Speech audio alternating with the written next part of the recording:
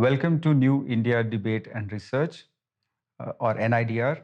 It's a platform for ideas of and from India. My name is Dhaval Kolhapure. This episode is sponsored by BrandStory. BrandStory is a integrated marketing agency headquartered out of Bangalore. In fact, this episode is produced at the brand new BrandStory Digital Studios.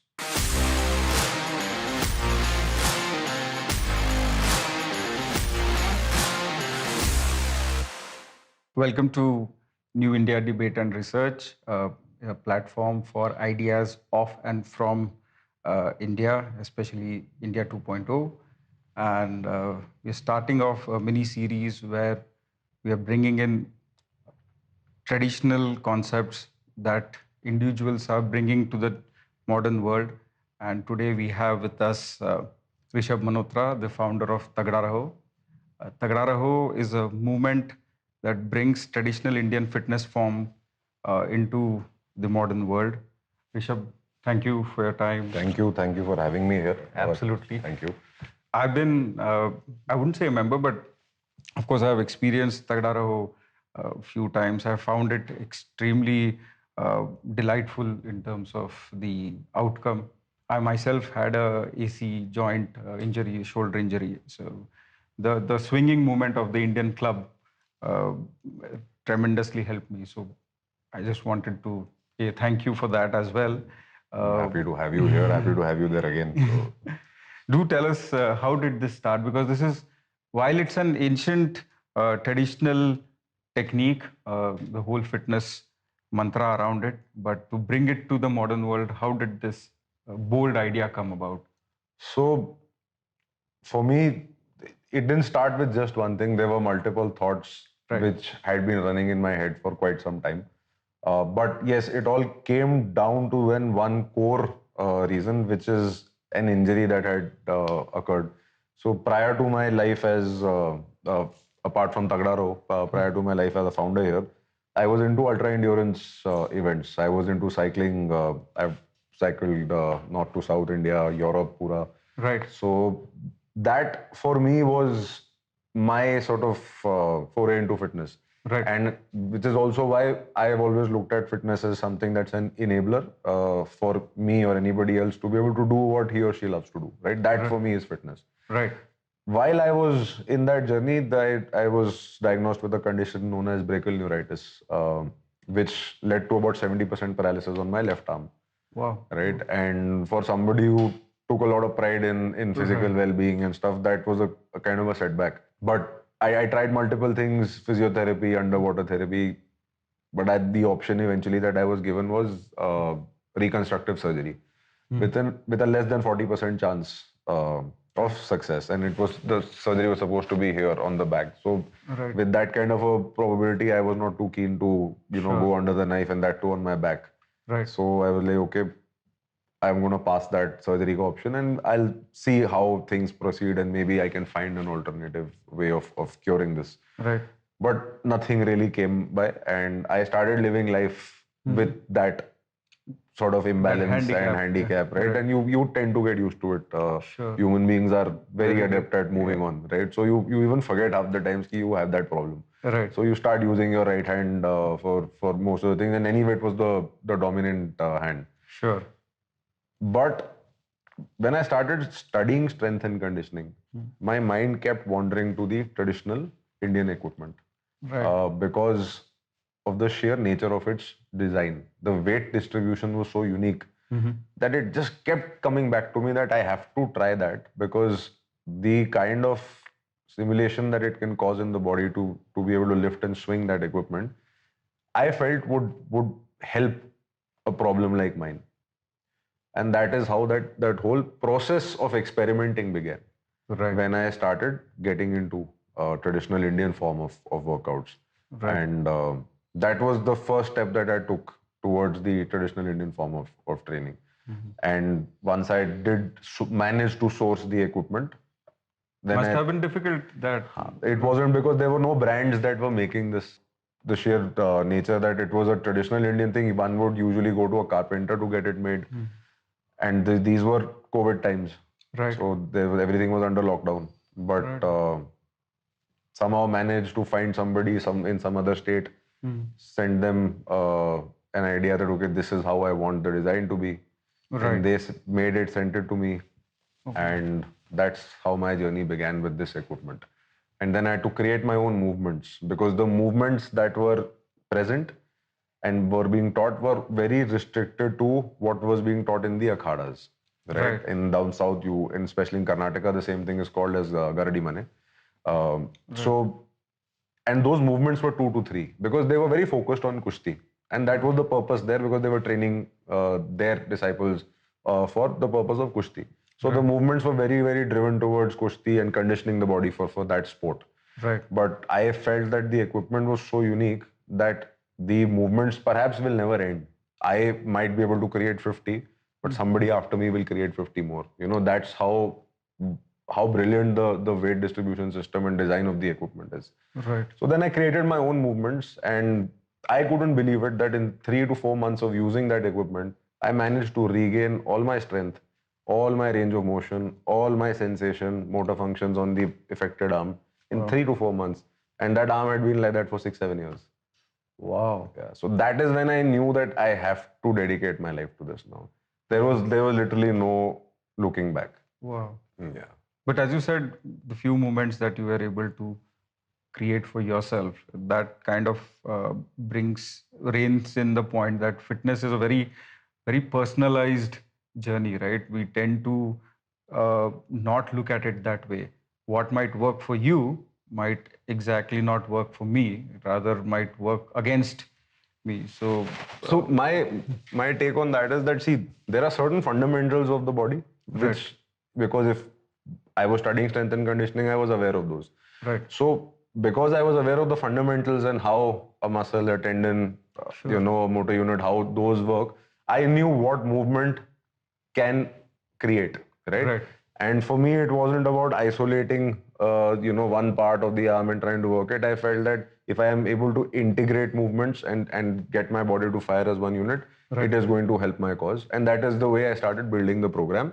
Right. Because I also felt that most of us, if I put myself as out of the picture for now, if we look at most of us, the lives we are leading today, Right. our lives have changed completely from what it was 20, 25 years ago as well. I'm not even going to go as back as 50 or 100. Right.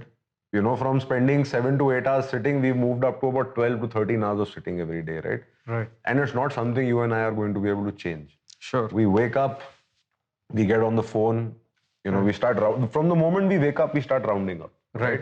Phone, laptop, driving, cab, riding a bike.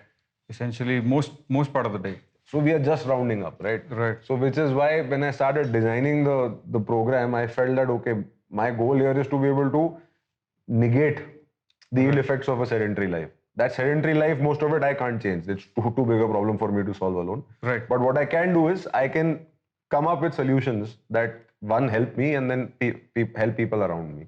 And that's how the whole program sort of came about, where I started designing the workout around the equipment. Right. And while I did, when I was at the dugouts, so you have 2 dugouts right now in Bangalore. Correct. Right?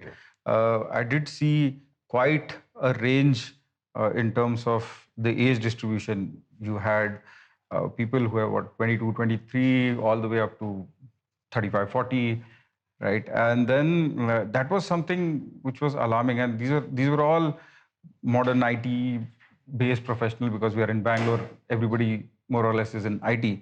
How did you kind of were able to reach that diaspora?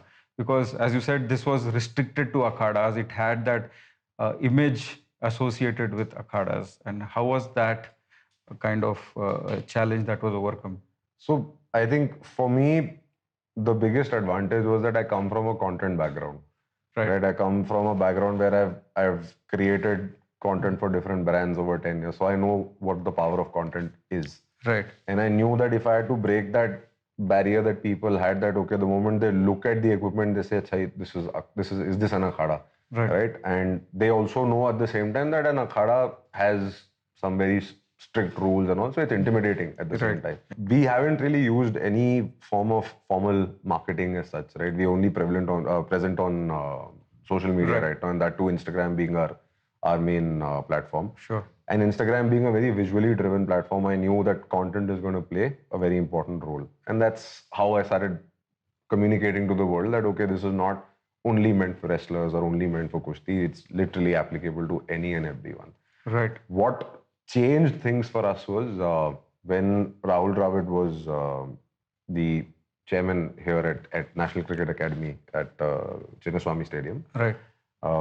He saw what we were doing and he invited us and said that I personally see a lot of application for the game.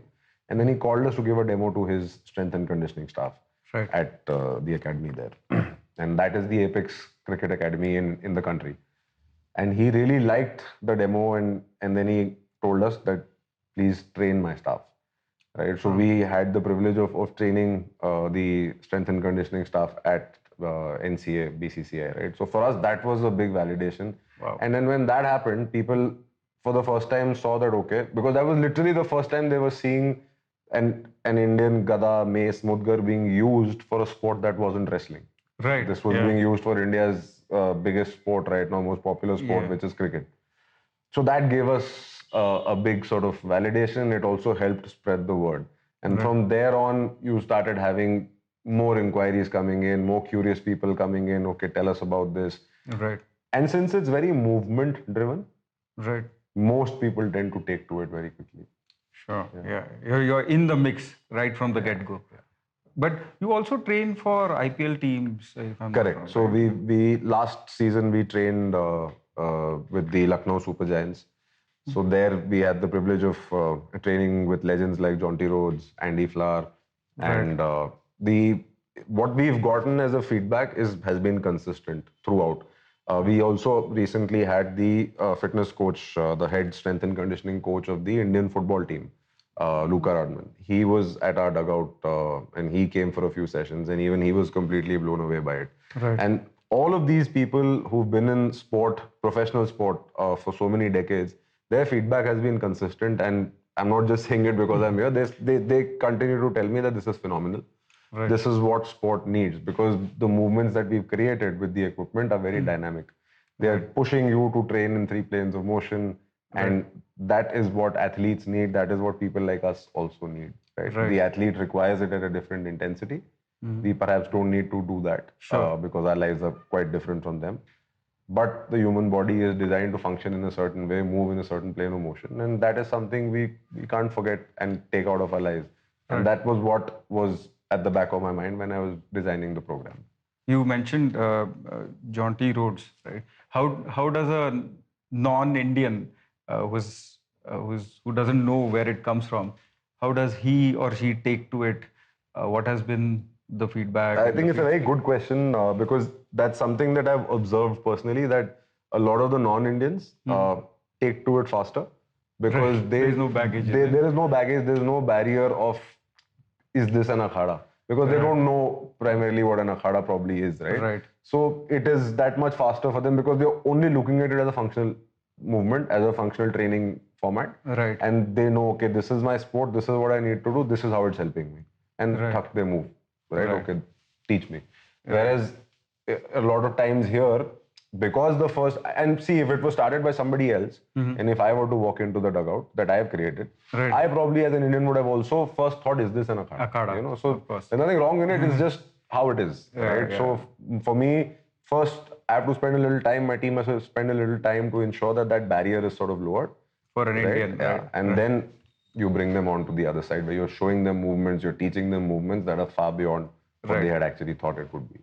And then in akhadas, traditionally, historically, were very male occupied spaces, right? But when I see a lot of women in your dugouts swinging mugdars and quite fiercely at that,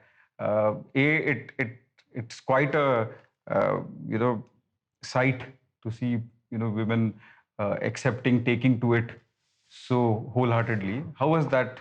So this was something that I wanted personally, because the very reason that I wanted to bring back an Indian workout, which I personally call in today's parlance the OG Indian workout, right? This is the original Indian workout, right?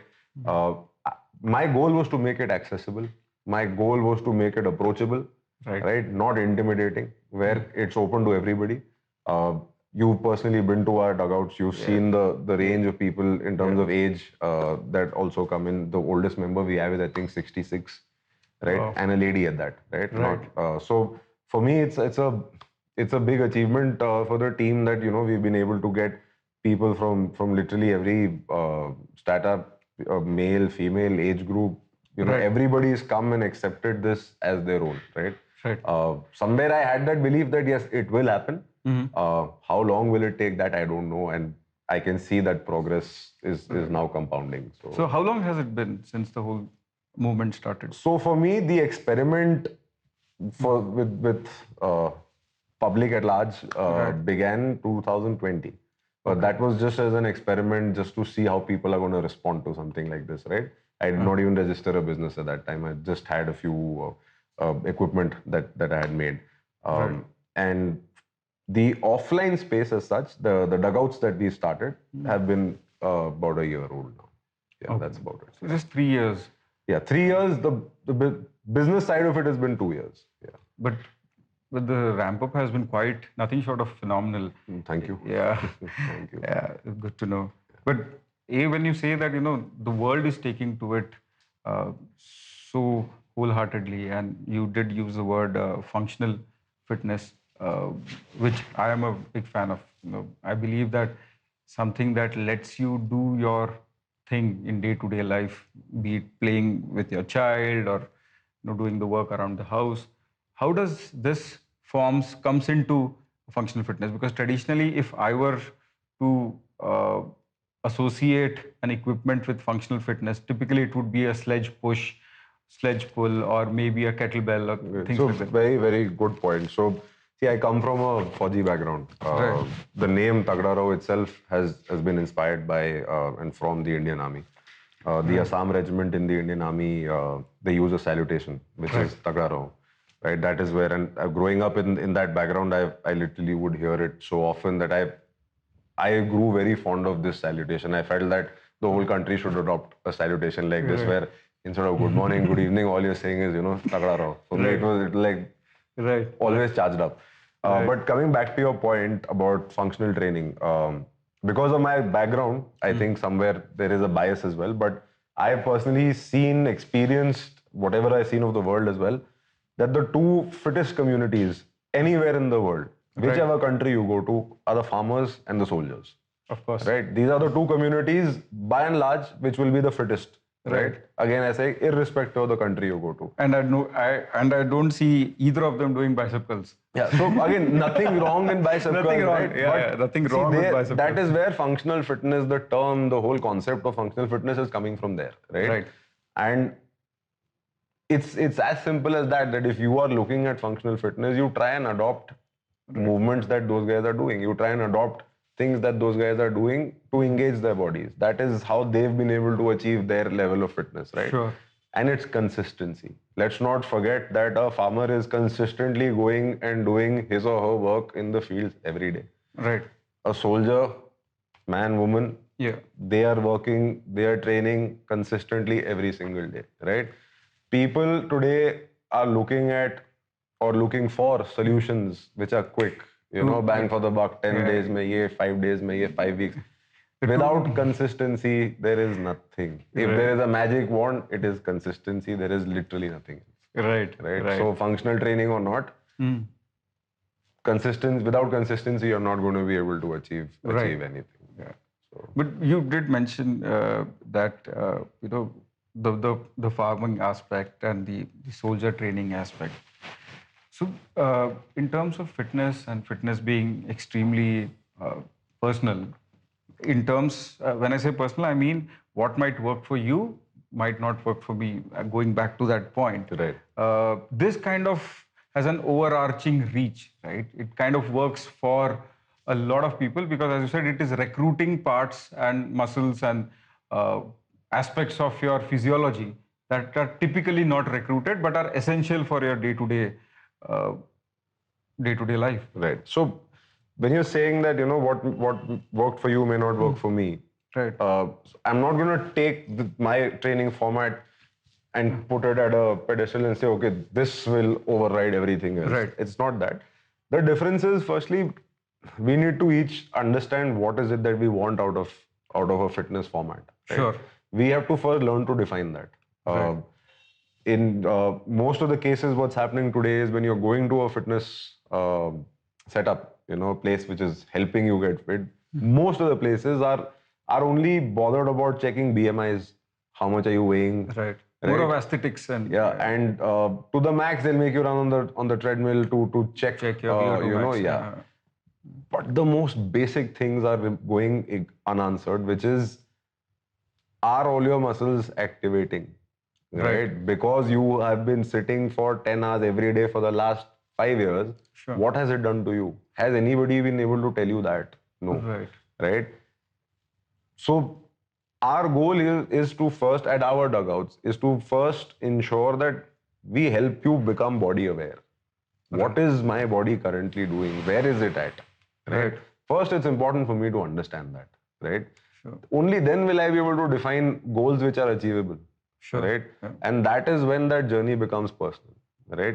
Movement, A, B, C, D, 4 movements are there. For Dhaval and for Rishabh, the movement might alter slightly. There might be a progression for some, might be a regression for some. Right. But the fundamentals of the body will remain the same. Right?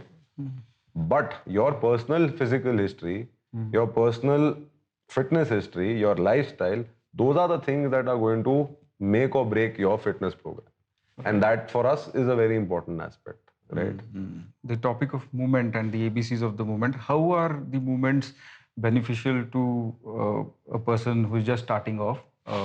And then how are they different from other equipments, traditional equipments, gym equipments? Right. Great question again. So when you look at the traditional Indian equipment, whether it's the mudgar or the gada, the mace, right? You will notice that the entire weight is stacked on one side, right? So what that does is it creates a lever-like action. Sure. And you're not just going to lift the equipment, you're going to be swinging the equipment, right? Which is why the most common movement that you see is of the equipment being swung behind the body and being pulled back, right? Now, that is one movement. There are multiple such movements which help you train in all 3 planes of motion, right? Which a human body is meant to train in and move in, right? What it does is it really works on your stabilizing muscles, right? Whether it's on the core, whether it's on your legs, whether it's on the shoulder. People, when they look at the workouts, they have this misconception that, and this question we get a lot, is it only for the upper body? I think, when you look at people just doing it, you feel, okay, probably great for shoulders, but what else will it do? Right. But you've experienced it to some extent, and I can tell you that there is no part of your body that's not going to be worked on when you're working with these equipment and the movements that we've designed, right? It's because its goal is to help train your body as one integrated unit, right? Fire as one integrated unit, right? There's another equipment that is less spoken of. It's called the samtola. It's also known as the traditional Indian barbell. It looks pretty much like a barbell, but it's not meant to be used in a traditional linear motion. It's meant to be used in cross-body movements, right? It was used and is still being used by wrestlers for conditioning the arms, the deltoids, right? It really helps in building muscle endurance along with strength, right? So conditioning becomes a very big part of any sort of functional training formats that you will follow. And that is where I think the Indian equipment come in. So if we just look at this, right, the entire weight is stacked on one side. This is the lever that you're going to get to work and maneuver the equipment around, right? So the kind of muscles, the fibers that this will help you recruit in your body is very different from what a traditional preacher curl or a bench press will do, right? Each of them have different functions. But this was one thing that I felt was missing in most formats, which were creating gaps. In the way people trained, it was creating gaps in the way people were feeling, which is also why so many injuries were happening, right? I think you and I were discussing earlier, and I brought up this point that lost overhead movements in that's our lives, right? half the plane. So suddenly you see this surge of neck problems and frozen shoulders and cervical spondylitis, so many problems that are coming in, right? Sure. It's not just because we become weaker as a species. It's also because we are slowly losing most of the motions that and movements that we were used to, right? Right. So traditional Indian equipment by design help you bring those movements back. To be able to swing, you will have to get back into those particular spheres of motion, ranges that were forgotten. So the way I experience it is this creates a controlled imbalance, if I may use, because nicely put, yes. right, when you are creating an imbalance to one side or one plane in your working planes, the other side of the body fires up to overcompensate for that. That's very well said. I'll leave you with one simple example. If you and I are going to buy groceries, right, at the cashier, they are not going to balance out the bags and give you 4 kgs here, 4. They'll see whatever fits and what, and they'll give it to you. Yeah. So by carrying two different weights in your hands, it's not like you're doing any harm to your body, right? Or because a lot of people have that misconception that this is so weirdly distributed weight, will it cause harm? No. Everyday life will not give you situations that often where everything is so synchronized and choreographed, right? Sure. So you rather train for things that you're going to experience than train for things which you're probably never going to experience. Because I distinctly remember after the session at Tagda Raho, my obliques were sore, which is very unique. Typically, it takes a lot of effort for obliques to be sore. Right. They are very, very endurance heavy. Right. Muscle. Were you working with the Gada? I was. Yeah. Probably that. The smaller one. Yeah. But yeah. No, what I also realized in my experience because I'm a big follower of functional fitness, that whenever I'm engaging in aspects of functional fitness, be it running or strength training, that once you are engaged in that one activity 1 hour out of the 24 hours, the rest of the 23 hours also kind of start falling in place, at least in terms of disciplined eating. I won't use the word clean eating because I don't want to be too polarized, but disciplined eating, balanced diet, and then you're limiting things that are not really good for you, be it sugar or processed food and things like that. So that 1 hour of that focused time towards more bang for buck training, functional training, I find it more bang for buck, right? Kind of helps in other 23 hours falling in line. So how has that helped you, or do you get a feedback that this is kind of helping us in other aspects as well? Because fitness, one aspect of course is the movement and the training, but diet, sleep, recovery also play a major part into it, right? So the feedback that we've been getting consistently, no surprises there, is that people who are coming and training with us have been able to recover from injuries which have been with them for years. And it comes as no surprise to me because the genesis of this format was my own injury, right? I created the program to recover from my own problem. So when somebody comes to me and says, okay, I'd been carrying neck pain for 3 years and it's been my second month here and it's vanished, it's like I've never had it, right? I have a very dear friend who joined our format, right? And he's been consistently coming for over 6 months now. When he came to us, he didn't have sensation in a few of his fingers, right? And today when I see him lift and swing a 17, 18 kg Gada single-handedly, right? The joy on his face, that defines what we as a fitness brand and as a fitness format we've been able to achieve, right? So that's the feedback that I'm taking, right? When I look at our members, they aren't the regular ones where you sign up and then you don't show up. They are coming every single day consistently, right? They're serious about it. They see value in it. Absolutely. So there is much more than just weights that are working, in this fitness format. So it's community driven as well in a way. So coming back to your point about feedback, that's the biggest feedback I take, where it's helping people live a pain-free life. It's helping people live a life that with a lot more freedom. And it's enabling them to do things they love doing, That for me is is fantastic. Just about a couple of weeks ago, we had one of our members who went for the Great Lakes trek in Kashmir.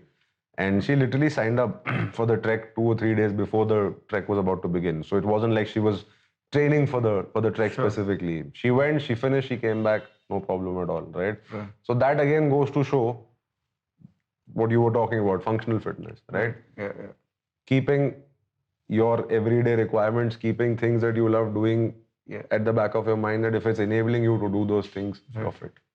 And on the point of enablement and empowering people, at least from a fitness readiness point of view, I've always believed that India, is poised for growth, and the service industry, be it IT services, that's our biggest export. In that regard, the importance that fitness as a concept, fitness as a forethought and not as an afterthought, holds for India is tremendously important now more than ever, right? And that is what kind of also attracted me to check out what this movement is about, the schedule, and obviously the timings.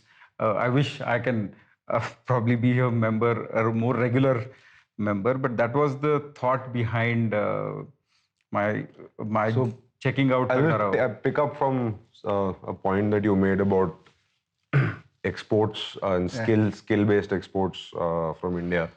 So one of the reasons which I spoke of earlier, right, that there were multiple thoughts in my head when I was starting Tagdarao as a brand. Right. India is known for one of its biggest exports, apart from the whole IT thing, it's yoga. Right. Right? When it comes to skill, when it comes to an offering that India has been able to give to the world, it's yoga, right? But when it comes to strength training, somewhere I feel that India's name doesn't figure or wasn't figuring. Like for the kettlebell is longest time, Russian. right? Russian kettlebell, rightly said, right? But we forget that India has a very, very rich and glorious legacy when it comes to strength training, right? It's just that due to multiple reasons, whether it was the Britishers who, at multiple points in history and times in history, kept restricting the akhadas also, right? Because they were being looked at as a threat, right? So many of our martial arts were banned because they were being looked at as a threat, right? So consistently by design, the British kept defanging what the Indian strength martial system was, right? Sure. And that obviously had repercussions. But that's history now. What is stopping us from talking about all of that? What is stopping us from bringing all of that back? We'll take it to the world later, but first I think it is important that there are a billion people here who may not be fully aware of what this country holds in terms of a physical culture, history and legacy, right? So that for me is very important. The great Gama was from my country. He was born here. He chose to go to Pakistan after partition. That's a different thing. But we have a super rich legacy when it comes to physical culture, right? So that was one of the biggest motivating factors for me, that if yoga can be accepted by the world with open arms, so can this. And I also like this name Tagdarao. It's simple. It conveys a very deeper meaning that stay strong and stay ready. And it doesn't mean that you have to be violent and aggressive. There's immense liberation in being strong and at the same time being in control of that strength. Correct, yes. There's nothing wrong in it. And I think somewhere down the line we tend to forget that, So being strong, being aggressive is kind of looked down upon. As long as it is in your control, it kind of does more good than it. Members at our dugout have started calling it just Tagda also. Just Tagda, of course. It's become a thing now. I am at Tagda.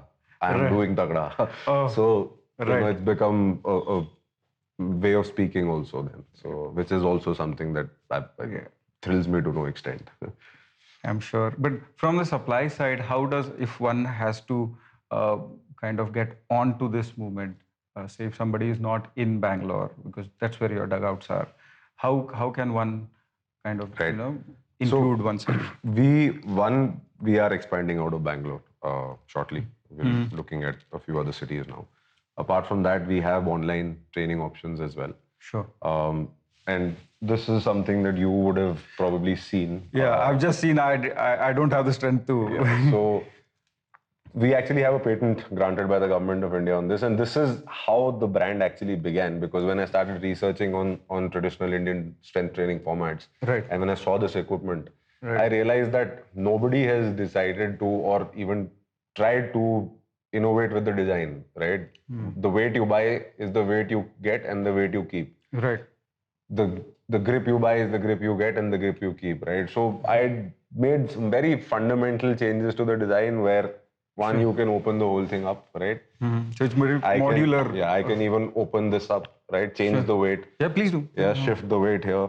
There are 4 to 5 different grip options available: shorter, longer, thicker. So that completely changes your workout dynamics, right? Sure. So this is actually what began as a brand, right? So we started with this equipment first, Right. right? So this is a completely modular, adjustable mudgar, and it can literally be. I brought this on my bike, so you can carry it anywhere you go. Right. And that was the whole goal. That first, let's innovate with the product while we are building our movements and design, right? Interesting. So we have equipment that we manufacture. We have over 15 different types of equipment that we've designed. And that's also available online for people to buy anywhere in the world. And it's on e-commerce as well, or it's only via Currently, we are on Amazon as well. We've just started our journey on Amazon, but for the longest time, we were only on our website. So the equipment is available on Amazon, the training is available online, and if you are in Bangalore, then you have the dugouts to check out. Yes, Where all are the dugouts? So our first dugout is in Alsur, Right. which is the bigger space that we have. It's a semi-outdoor sort of setup. Yeah. And our second one, which is an indoor setup, that's in HSR layout. The one that I had. Yes, been to, yeah. I think you've seen both of them. Yes, I've seen both. The HSR one I liked because I was looking at that to host a event for my Correct, I remember. son's birthday party, where I didn't want it to be a traditional birthday party, but to kind of introduce the young ones to this movement early on. So Great thought. But thank you so much for entertaining that conversation. No, for us it's nothing but joy to see kids coming in and And you have those experiencing it. mukdas that are bite size. Yeah, we have 1 kg, 2 kg ones which will be apt for younger audience as well.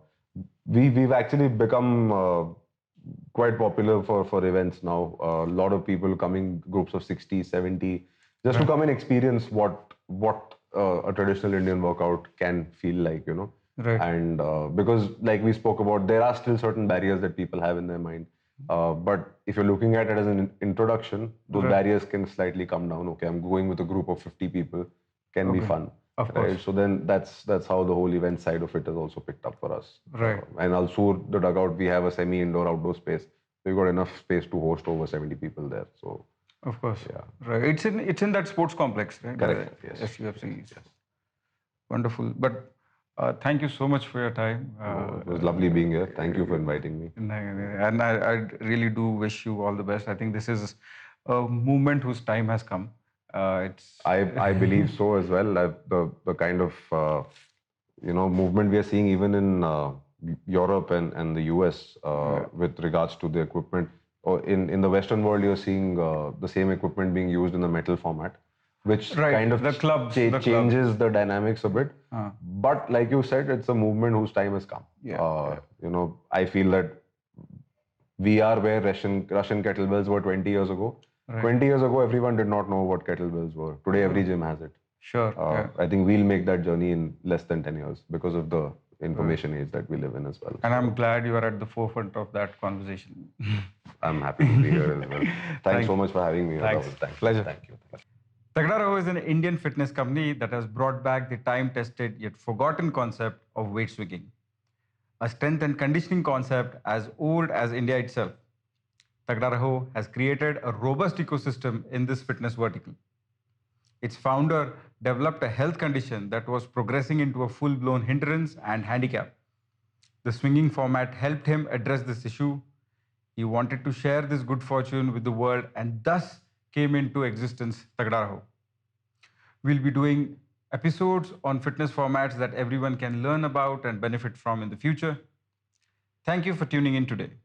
If you're learning from a platform, please subscribe to our YouTube channel. It is a no-cost way to support us. We are also available on Spotify, Apple, Google Podcast, and on JioSaavn. The links have been given in the description. If you are enjoying our work, please do share a review on these podcast channels. If you have any questions, feedback, and suggestions, please do share them in the comment section on YouTube. You can follow this platform on various social media channels. It's under NIDR_official on Instagram and Facebook, and as NIDR on Twitter and LinkedIn. Once again, thank you for your interest in New India. We'll be back with more.